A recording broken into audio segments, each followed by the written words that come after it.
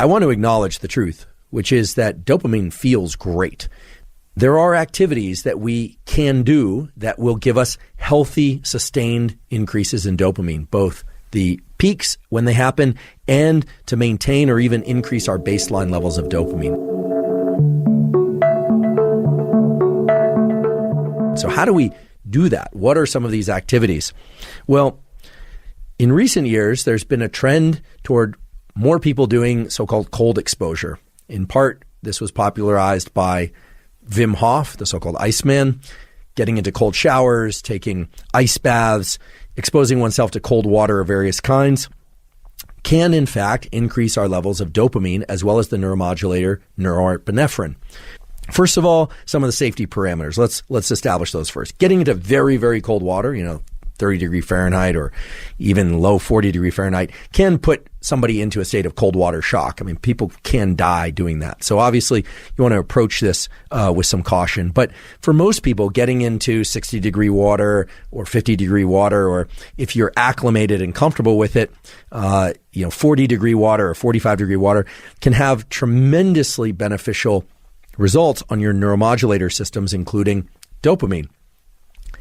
What temperature of water you can tolerate will depend on how cold water adapted you are and how familiar you are with the experience of getting into cold water.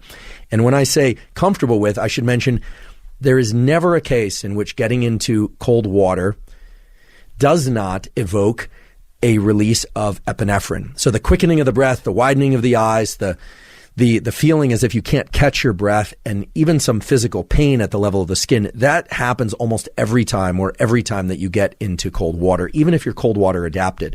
What almost everybody knows and understands is that wall, as I like to refer to it, is coming. That's always the first experience of getting into cold water. Human physiological responses to immersion into water of different temperatures. Really interesting study that was done, the European Journal of Applied Physiology.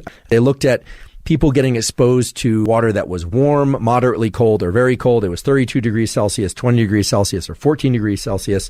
What they looked at were the concentrations of things like epinephrine and dopamine and so on. And what they found was really interesting. Upon getting into cold water, the changes in adrenaline and noradrenaline, epinephrine and norepinephrine, were immediate and fast, and these were huge increases. So that's the getting into the cold water that everybody experiences, these huge increases in adrenaline. But then what was interesting is they observed that dopamine levels started to rise somewhat slowly and then continued to rise and reached levels as high as 2.5 times above baseline.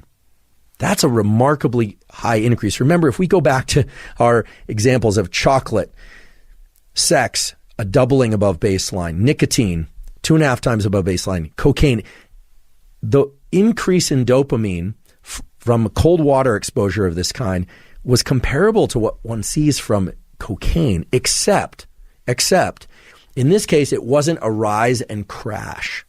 It was actually a sustained rise in dopamine that took a very long time, up to 3 hours, to come back down to baseline, which is really remarkable. And I think this explains some of the positive mental and physical effects that people report subjectively after doing cold water exposure.